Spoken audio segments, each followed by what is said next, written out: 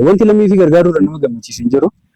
Lammii fi wallaalarraa qaromsuu wallaalarraa waan takka waan lama barsiisuu irraa wanni caalu hin jiru. Akka guutuu Oromiyaattis akka aanaattis akka godinaatti illee wanni kun babal'achuu qaba bakka hundatti wal ga'uu qaba jechuun qaba jechuudha. Harka fuunee akkam jirtan kabajamtoota daawwattoota keenya jaalatamu nageenya keenya kan kabajaa fi ulfinaa bakkuma jirtan maratti isin dhaqqabu jecha daawwannaa keenya kanarraatiin magaalaa Baroodaatti barattoonni dhaabbilee barnoota olaanoo baruu fi barsiisuu barnoota gannaa irratti hojjechaa jiran isin daawwachiifnaati. Amma xumura sagantaa keenyaatti nu waliin daawwadhaa kan isiniin jiru anis Muhammad Ahmadi gamanumaan akka nu daawwattan kabajaadhaan isin affeerram.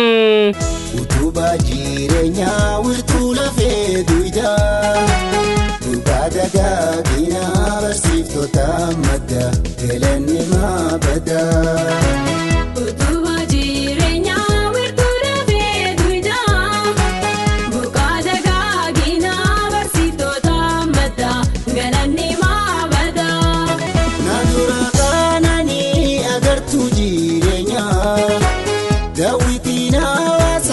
Barsiiftota keenya bu'aalee barnootaa jabeessinee himna burqaalee beekumsaa yoom galatoonfanna isaanumaan boonna. Barsiisa barumsaa Karaayyuu hawaasaa jireenya golgolaa siin namarraa ibsa. Abdii muratiin jabaadhu barsiisa. Galanni keendumu seenaa keessi boonsaa. Abdii muratiin jabaadhu barsiisa. Galanni keendumu seenaa keessi boonsaa. Magaalaa Baroodaatti barattoota barumsa gannaa barachaa jiraniif kabajamoo dargaggoo Ahmad Jamaal Abdallah akka barnoota keessanii jabaattanii fuulduratti qabxii gaarii galmeessitan jechuudhaan barattoota ganna barachaa jiran kana mari'achiisaniitu jiran. Saniif ijoolleen teenya hundi akka dhufan ijoollee madarasaa jirtu saa dhufan asuma barsiifna bakka takka barsiifna waliin itti himaa ergaa ijoolleen madarasaa irraa dhuftanii jirtimi. Haa'uun keenya guddaan baruu fi barsiisuudha. Namni wallaalarraa akka booda'u. Dammoo wal dorgommiidhaaf rakkoon qabu. Haa'uun isaa saniif giddu gollee asii as dhufanii akka godhatan kana naamsa dabarsaa. Illeen sun amma tola isin barsiisa. Kanuma silaaraa barbaadanii hirriba dhiisanii dhufan maaliif hirriftiin qaban gaa biizii dhaggisa ta'an yuunivarsiitii keessatti silaammaa hirriftii akka godhuu barbaadetti hin kaasne isaan kun dhufan. Isaan kun irra maallaqa isin hin gaafatan. Saniif nuti amma akka isan kana osoo jarraa arganne irra nama warreen koolanii baratee bakka waa uumeef makiinaa fa'aa oomishu xayyaara fa'aa oomishu taanaa isin ammoo warra akkasii jarra qabeessa jechuudha. Jarra akkana argachuun hin argamu. Saniif isin dhaloota addunyaati jechuudha. Dhaloota rakkoo addunyaa furu dhaloota saayinsii gurguddaa tos keessaa bu'aa jechuudha. Saniif akkasiif ilaaltanii yaadama xixiqqaa kana keessaa fudhatanii jabaattanii dhufuu qaba. Kan isin irraa hin maallaqa isin hin gaafannu. Barattoota barnoota gannaa barachaa jiran tokko kan dubbifnes yaada isaanii akkatti aanutti nuuf laatanii kan jiranidha. Maqaan kiyyaa Faamii Hamzaa Abubakar jedhama. Kan itti barachaa jiru mana barumsaa sadarkaa lammaffaa Baroodaa. Yeroo ammaa kilaasii kudha barachaa jira. Haalli baruu barsiisuu bareedaadha. Apostolaa bareedaadha. Ijoolleen liqii barsiisuu jirti. Barsiisota hojjetan barsiisuu jirti. Isaan gubbaadhaan akkanatti yeroo gannaa sana yeroo boqonnaa isaanii of qabanii akkana nu barsiisuun kun waan guddaadha. Nutilleen qophooynee dhufnee dubbisnee waan bishaan barnoota nu barsiisanillee qophooynee dhufnee dubbisnee isaaniif illee haamilee akka taanutti dubbisnee jabaannee isaanillee mataa qabu qabnaan jira.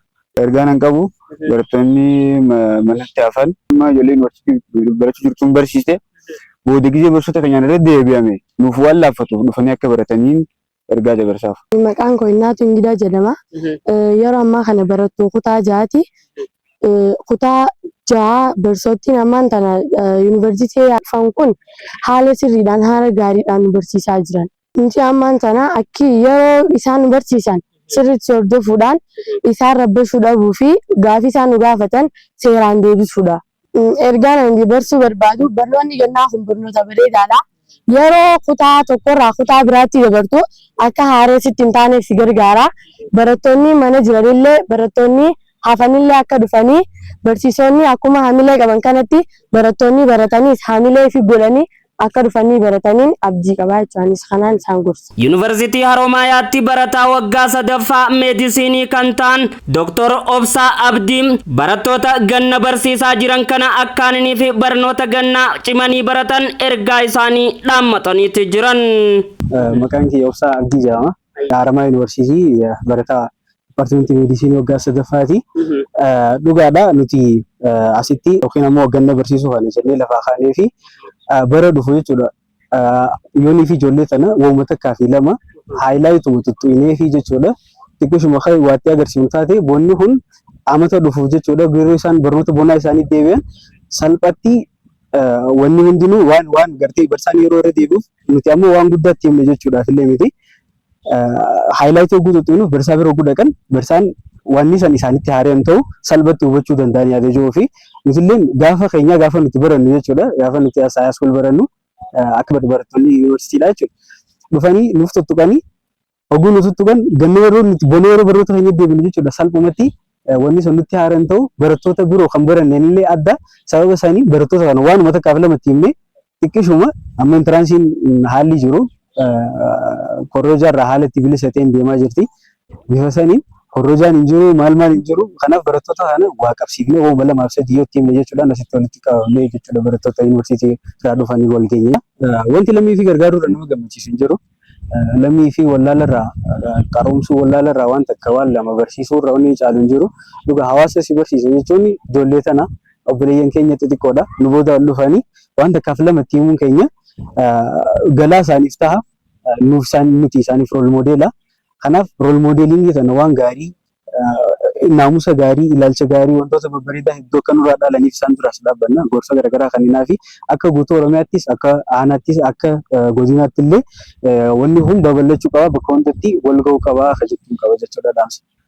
Egaa kabajamtoota daawwattoota keenya jaallatamoo turtiin mana barnoota sadarkaa lammaffaa magaalaa Baroodaatti barattoota dhaabbilee barnoota olaanoo barnoota gannaa barsiisaa jiranii fi barattoota wajjiniin taasifne kan hanga ammaatti daawwattan kana tureeti. Qopheessee dhiyeessuudhaan hanka isinii waliin ture Muhammad Ahmadi. Torban yoo rabbi jee qophii wal fakkaataa biraatiin hanga walitti deebinutti har'aaf gama kiyyaan nagayaatti.